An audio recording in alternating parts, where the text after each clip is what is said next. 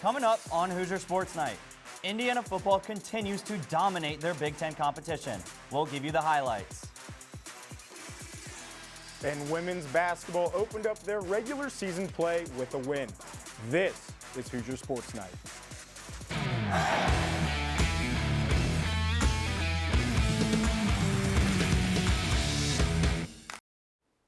Hello and welcome to Hoosier Sports Night. I'm Chase Sotsky. And I'm Kenny Bruntlett. Chase, what a time it is to be a Hoosier. You got basketball season finally underway, and the football team continues to dominate. Yes, they do. Last night went to the women's basketball game. Tonight's the first men's basketball game. But you're right, you said it. Indiana football continues to dominate. Indiana hit the road yet again in another Big Ten matchup against what many had believed to be a trap game against the Maryland Terrapins. Let's roll to the game. It was a beautiful day in College Park. The Terps looking to get back in the one column while that man right there enters his name into the Heisman conversation. He starts this one out looking left, and oh no, it's picked. Maryland's able to drive down. They take this down to around the 10-yard line, but luckily for Indiana, their defense was stout and were able to hold them to just 3 points. But Mendoza, he didn't like that one. He's looking for revenge. So on this drive here, he takes it himself, wide open, untouched, 7-3, Indiana leads. Now we had mid-second, Malik Washington, freshman, showing off the cannon with this one, throws it long, but nope, give me that. He takes it. Lewis Moore goes above and beyond to make sure he was coming down with this one. What a grab. Then the Omar Cooper-Fernando Mendoza connection, it happens yet again. Omar Cooper, wide open. I didn't even see a defender within 10 feet of him. You could call that one a score for the Hoosiers. Pressure gets to Washington, but he manages to escape, looks left, finds it over the head. He catches it. DeJuan Williams runs it in, slowed down, almost going to get caught on this one, but no, he gets in for the score. Stignetti did not like that one. He was not a fan there. Now, Roman Hemby, it was his revenge game going back to Maryland, but Kalon Black in this one runs it into the end zone. 27-10, Indiana with the lead. Washington now steps out of the pocket, runs this one. Oh, you forgot something there, buddy. Keep it going. Indiana defense, scoop and score. Taking this one, Davon Boykin stripped it away for the defensive touchdown. Watch it again. There you go. Oh, you might want that. Boykin would score. Now in the fourth, Mendoza, not Fernando, Alberto throws it. Touchdown, Hoosiers. Might be the fourth quarter, but Indiana's not shying away just yet. This one would end 55-10. Indiana did not hold back despite the slow start, rushing for 367 yards, 588 in total, while limiting the Terps to just 37 on the ground and 5 turnovers. All this en route to a 55-10 victory and what is a new IU tradition, destroying opponents. The Hoosiers again are on the road this weekend as they head to Happy Valley to take on Penn State and look to improve to 10-0. The Indiana volleyball team returns to Bloomington after a victorious weekend in Maryland and Pennsylvania. The Hoosiers brought the heat against the Maryland Terrapins on Friday, sweeping the match 3-0. The Hoosiers recorded 10 aces, 6 of which came from graduate outside hitter Jessica Smith. Senior outside hitter Candelo Alonzo Corcelis added to the Hoosiers' attacking effort with 17 kills and 1 ace. On the defensive side, freshman Victoria Gray was a force to be reckoned with, supplying 7 of the Hoosiers' 8 blocks. Indiana's momentum carried into Sunday, where they defeated Penn State in Happy Valley for the first time in 51 years in a clean 3-set sweep. Freshman outside hitter Jaden Jagger had arguably one of the best games of her career, with 14 kills and 12 digs. Jagger's performance made her this week's Big Ten Freshman of the Week for the second time this season. However, senior opposite hitter Avery Tatum made a significant contribution to the Hoosiers' victory with 14 kills and 3 aces. Indiana is set to host Iowa on Friday at Wilkinson Hall before going up to Wisconsin to face off against the Badgers this Sunday. The Indiana men's basketball team won its season and home opener against Alabama A&M on Wednesday. Our Graham Nash has more on the Hoosiers' win.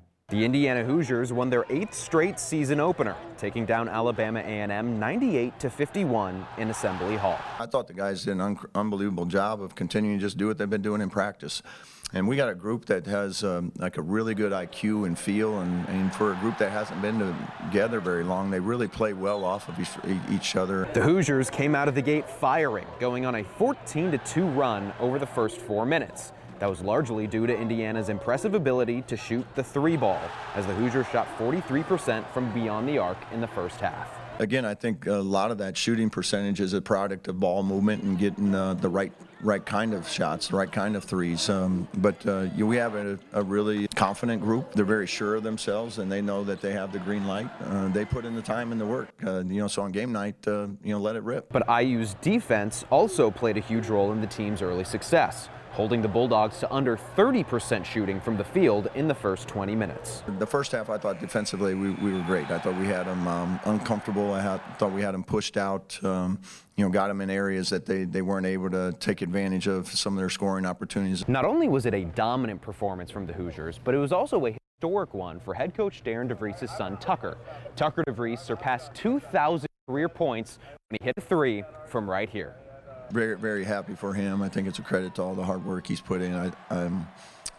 I recognize the fact that he just doubled me up in points. So, that's I didn't know how to feel about that in the moment, but I just think, he's worked hard, for all of that, and it's great to see that, showcase on the floor. Looking forward, IU will take on Marquette, a team that has made the NCAA tournament all 4 years under head coach Shaka Smart. Sunday's going to be different than today, so we got to, plenty to work on, plenty to continue to improve. But I like this group in that regard. Like they're all eager to get better. They just want to win, and that's what makes this group fun to coach. Tip-off is set for 1 p.m. Eastern in the United Center in Chicago.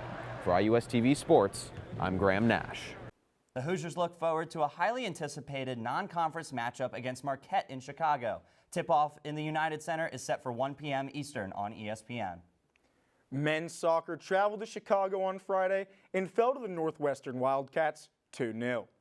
The Hoosiers had many chances to score, but in the first half, but could not find the back of the net. Both teams were scoreless in the first half and went into the second half tied at 0. Northwestern opened up scoring in the 59th minute and found success again in the 65th. Indiana saw a lot of opportunities again late in the game. However, the 2 goals by the Wildcats would be the only 2 of the night, even though Indiana outshot Northwestern 22-12. The Hoosiers will play their final regular season game against Rutgers here in Bloomington at Bill Armstrong Stadium this Friday. Coming up after the break, we crown this week's Hoosier Highlight Athlete of the Week. And women's basketball won their season opener. This is Hoosier Sports Night.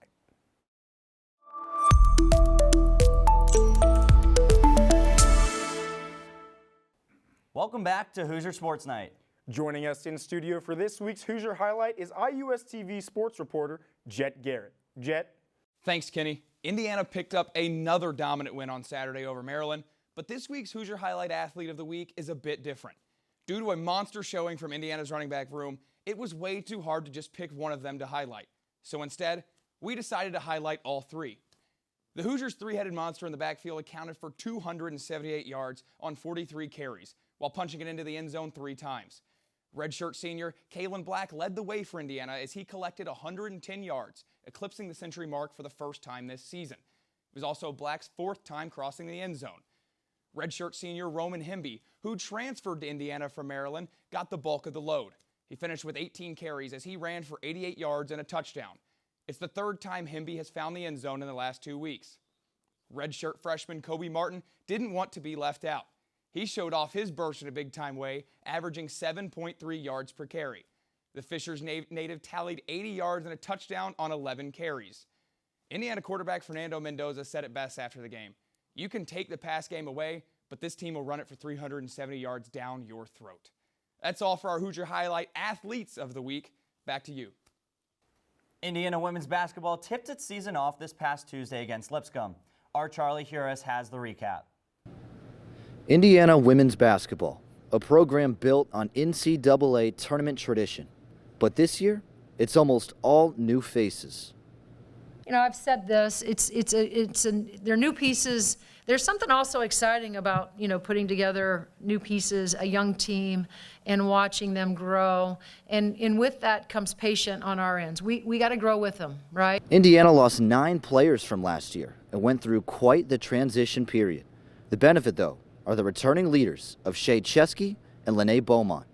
You know, going back to Shea, she's been terrific. Bo's been terrific. You know, 2 kids that understand, you know, systematically what we want to do offensively, defensively. To have 2 kids like that understand, and that can also be the messenger or the, you know, in the locker room for those players at halftime, in some of those timeouts before we can get into them. I mean, they you know, have done a great job, and Shea, you know, she stops practice from time to time. Bo will do the same, just in trying to help their teammates. And so, you know, as we move forward, we'll need their leadership. But with a young team, there are still plenty of gaps to fill, especially on defense. Despite Indiana's 80-46 win over Lipscomb in the season opener, the Hoosiers committed 21 fouls to Lipscomb's 10. Coach Morin wasn't exactly thrilled. But I do think I would give us a solid C tonight defensively. You know, I'm not sure that outside of the first quarter, but the second, third quarter, fourth quarter for sure. You know, we have a lot of work to do still on that side of the ball. With a win, Indiana, now 1-0, will host UIC on Friday at Assembly Hall. For IUSTV Sports, I'm Charlie Harris.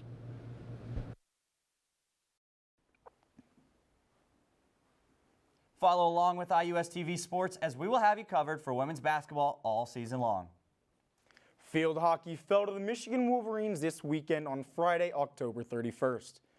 The Hoosiers fell 3-1 with Michigan putting up their first 2 goals in the first and third quarter and sweeping in their third and final goal in the last 2 minutes of the game. Indiana scored on a penalty corner during the third quarter of the game, and the Hoosiers finished the regular season with a 9-8 record, going 4-4 in conference. The Hoosiers will be moving on to play the number 3 seeded Iowa Hawkeyes on Thursday, November 6th, which is the first day of the Big Ten tournament held here at Deborah Tobias Field. The tournament will be held from November 6th to November 9th and can be streamed on Big Ten Plus. Over the weekend, men's tennis competed in a Big Ten individual championship in Madison, Wisconsin. The Hoosiers were fairly successful in this one, as the singles team was headlined by a semifinals appearance by Facundo Yunus and a quarterfinals appearance by Ben Pomeranitz. In the doubles tournament, the results were fairly similar. A semifinal visit from Yunus-Landau partnership led the way, while the duos of Scherer and Pomeranitz plus Raghavendra and Atwood were eliminated in the round of 16. The Hoosiers will be out on the courts at the ITA sectionals in Athens, Georgia later this week. Joining us now in studio with the Candystripe calendar is IUSTV sports reporter Jason Lee. Thanks, guys. We are hitting peak fall season here in Bloomington, and fall sports are in the home stretch. Kicking off with some action tonight, Indiana field hockey earned the number 6 seed in the Big Ten tournament, opening on November 6th at home against number 3 seed Iowa in quarterfinal play. Moving into Friday, Indiana women's basketball faces UIC at home after a win over Lipscomb. UIC is a solid team that will challenge Indiana early this season, and Indiana men's soccer faces a must-win game against Rutgers Friday to keep Big Ten tournament hopes alive, with their postseason fate also hinging on results around the league, including UCLA's outcome.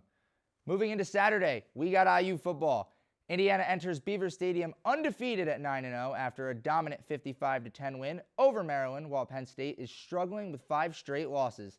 The Hoosiers, led by quarterback Fernando Mendoza, are favored by double digits against the Nittany Lions team, eager to snap their skid. And finally on Sunday, Indiana volleyball faces a tough road test at Wisconsin in Madison at 2 p.m. after hosting Iowa at home on Friday at 6 p.m. in a key Big Ten matchup. Lastly, Indiana men's basketball is off to a strong start and now faces a tough test against Marquette at the United Center Sunday afternoon as part of the Waterkeeper Alliance Invitational. Say that name 5 times fast. This offers the Hoosiers a chance to prove themselves early in the season. That's this weekend in IU Sports. Back to you. And that's our show for the week. Thank you so much for tuning in. Be sure to follow us on Instagram and Twitter at IUSTV Sports to keep up with all the latest in IU athletics. For our production crew behind us, I'm Chase Sotsky. And I'm Kenny Bruntlett. We'll see you next time.